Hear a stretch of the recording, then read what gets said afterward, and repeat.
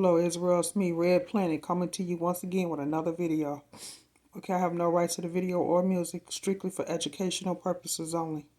Okay, we're going to listen to this man speak about the solar eclipse that's getting ready to happen April 8th, 2024. Let's get into it, Israel. Across the central and eastern part of the United States and into eastern Canada. We'll get into all those details and we'll talk about where the best places are to see the eclipse in just a moment, but first, a really quick Eclipse 101 refresher. A total solar eclipse happens when the moon passes exactly between the Earth and the Sun, and during a total solar eclipse, the moon covers the Sun up completely for a few minutes, and it's one of the most spectacular sights you're ever going to see. Light from the sun hits the moon, casting a long shadow. Now, this diagram isn't to scale, the distances are all compressed.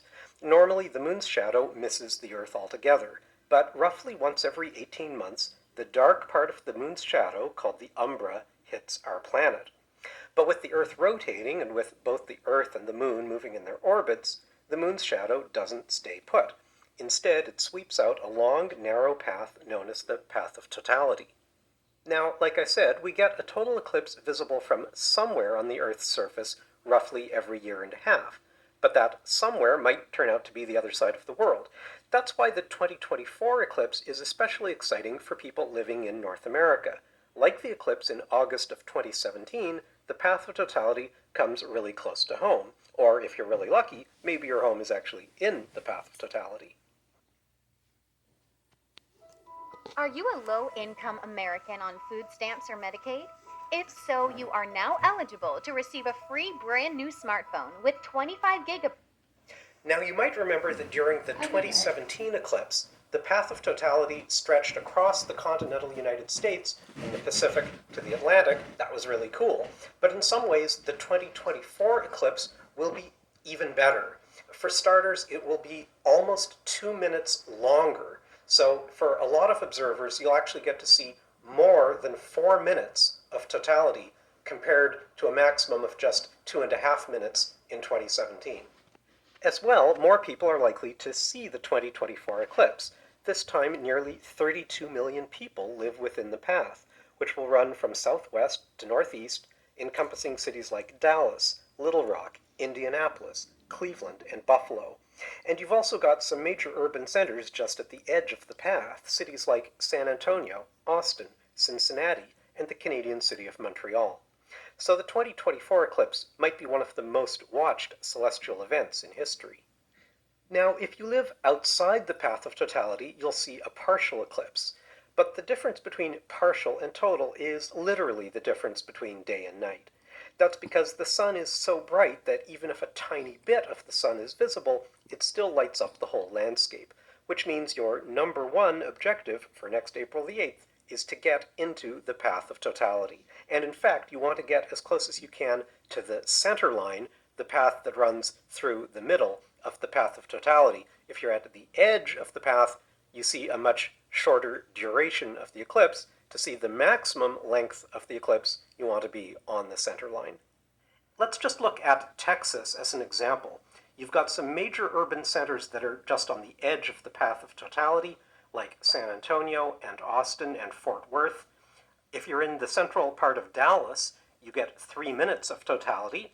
And if you can get further south into the southern suburbs of Dallas, you get that much more of totality. And finally, as you can see, if you can get down a bit below Waxahachie, that area, close to the center line, now you're getting over 4 minutes of totality, and that's really what you want. And similarly, if you're down in San Antonio or Austin, you just get a few brief moments of totality. You want to go a bit further north or a bit further west, as close as you can get to the center line, where you can actually get more than 4 minutes and 20 seconds in the moon's shadow. Now, there are a lot of great resources on the web to help you get ready, and you might find these websites to be really, really useful. You'll find things like the exact start and end times for the eclipse for various cities along the path, and also detailed state-by-state maps of the eclipse path. Now, here's my number one tip. Don't wait until the last minute to book your accommodations. Already, hotels and Airbnbs in sort of the prime locations within the path of totality are getting booked up. We saw a lot of this in 2017. There was even, unfortunately, price gouging, kind of inevitable, unfortunately, so don't wait until the last minute. Now, I guess the good news is that even if you end up staying just at the edge or outside the path of totality, hopefully you can drive, it won't be such a long drive, you can drive into the path of totality, say, on the morning of the eclipse. But if you're able to get into the path of totality early, do it. And similarly, if you're able to stay overnight after the eclipse, if you're able to stay that one additional night following the eclipse, do it. The worst traffic always seems to be right after totality. So if you can wait and do the drive home the next day, even better. Now, the day of the eclipse, April 8th, will be a Monday. If you're able to make a long weekend out of it, obviously that's the way to go. For sure, not everyone is going to be able to do that. Okay, but if you are able to pull it off, definitely the way to go. And try to be as self-sufficient as you can.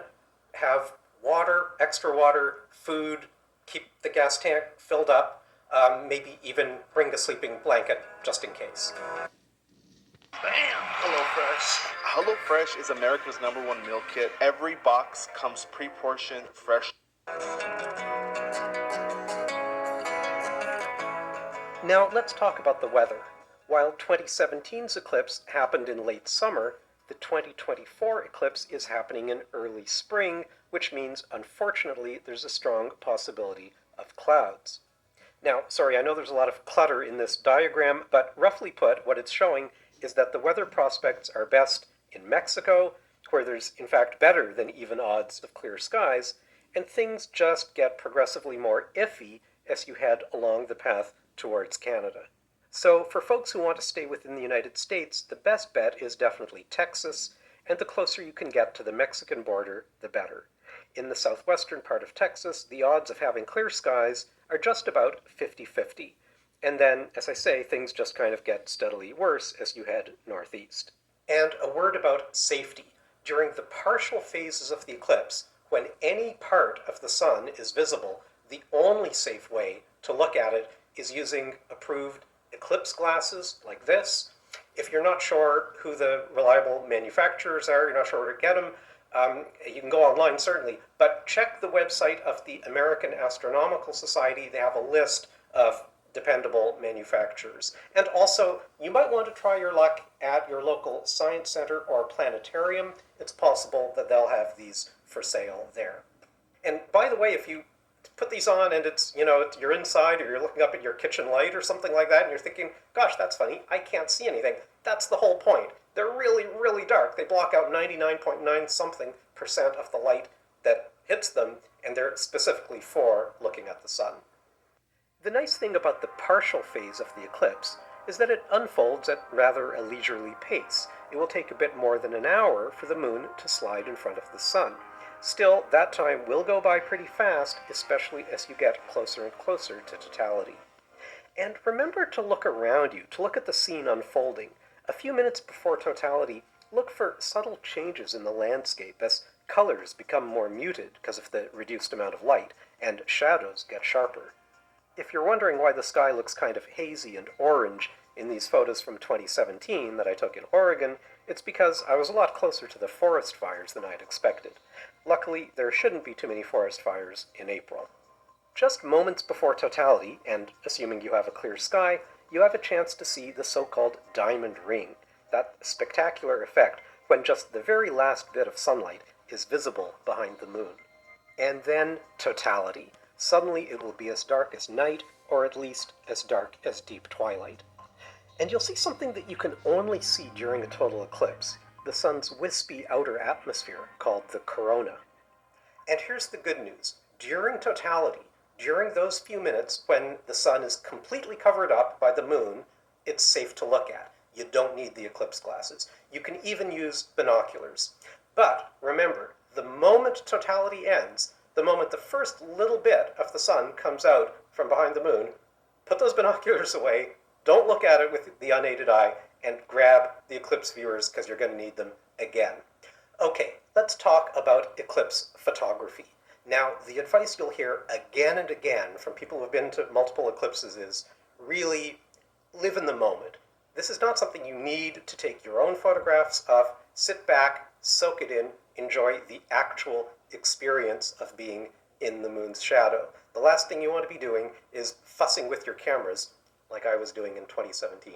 Don't be that guy. You don't want to be poking with your camera equipment. You want to be looking up and experiencing this few times in a lifetime spectacle. But I get it. The urge to take photos can be overwhelming. So if you do decide to do some photography, you will get some good mileage out of your smartphone. What you won't be able to do is get good close-up photos of the eclipse with it. But you can put your smartphone in video mode. I think that actually might be the best way to go. Set it up a little bit ahead of time, put it off to the side, just have it shooting video of you and your group, and then you don't have to think about it. So it'll be recording while you're enjoying the eclipse. If you want to get, you and the eclipse in the same field of view, could be a little bit tricky. The sun will be quite high in the sky, I think more than 60 degrees, depending on your location, so 90 degrees would be straight up. So you might have to tilt your camera into portrait rather than landscape orientation, and rest it against a wall or something off to the side, and maybe you can get yourself and the eclipse, possibly. But at the very least, the video that you'll get will show the sky getting darker, and it'll capture people's reactions, so it might be really neat to have just for that. You can also try the wide-angle approach with your DSLR and a wide-angle lens and a good tripod, though as I mentioned, the sun will be very high in the sky, which will make it a bit challenging. I've been pretty lucky over the years at previous solar eclipses, and I've managed to get some reasonably good shots that capture the landscape down below and the solar eclipse up above. But I'll add the usual caveat. Be careful about trying to do too much during those precious few minutes of totality. Now, if you really do want your own close-up photographs of the eclipse, you'll want a good DSLR with a pretty significant telephoto lens. This one is actually only 70 to 200 millimeters, not quite up to the task. What I really recommend is something 300 millimeters or longer, and that's simply because the sun is actually quite small in terms of its angular size. People are surprised, but it's actually only about half a degree big, which means you can even cover it up with just your thumb of your outstretched hand. So the sun is smaller than you think it is. Of course, you don't want to be hand holding it like this. You will want your camera on a solid tripod, of course, and if you have it, you'll want a remote control, because that way you're not looking through the viewfinder of the camera, especially during those valuable moments when you're meant to be looking up and enjoying the eclipse. And even better, an intervalometer if your DSLR has one. If you have an intervalometer, the camera will just do its own thing and take pictures every 5 seconds or every 10 seconds, and you don't have to be tending to it. And one other thing, if your camera has it, and a lot of modern DSLRs will have it, is auto bracketing. So the camera will, every time you push the shutter button, instead of taking one photo, it'll take perhaps 5 photos with longer than and shorter than the designated exposure time. Of course, the theory being that at least one of those 5 pictures is going to be the exposure that you wanted. I guess above all, learn about your camera's capabilities well ahead of time, because you do not want to be flipping through the user manual during those precious minutes of totality. And again, safety. Do not ever aim your telephoto lens at the sun. First of all, you can damage the sensor on your camera, but more importantly, if you look through the viewfinder, you can also damage your eyes, so don't do that. Now, they do make solar filters for telephoto lenses and for telescopes, whole other story. So we're talking about professional equipment there, but yeah, don't look at the sun through either binoculars, absolutely not, do not do that, or through a telephoto lens. And on a final note, those really amazing close-up pictures of the solar eclipse that you see in magazines, they were taken by people with lots of experience and probably, more expensive gear than any of us have. So just take that into account. And I think especially if this is going to be your first time, the thing to do is don't worry so much about photography. Maybe just leave the camera aside and concentrate on experiencing this amazing spectacle and seeing it with your own eyes. And good luck on April 8th, 2024.